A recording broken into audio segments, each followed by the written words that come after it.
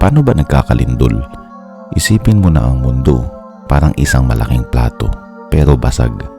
Hindi siya isang buong kalupaan, bagkus hati-hatian na tinatawag na tectonic plates. Ang mga tectonic plates na yan, laging gumagalaw kahit walang lindol, pero mabagal lang. Kaya kadalasan, hindi natin ramdam. Ang problema, minsan nakikiskisan ang mga tectonic plates, nagbabanggaan, naiipon ang tensyon, at pag ang tensyon ay sobrang lakas, doon na nagkakaroon ng lindol. Ang Pilipinas ay napapaloob sa Pacific Ring of Fire, isang mapanganib na lugar na punong-puno ng active fault lines at bulkan.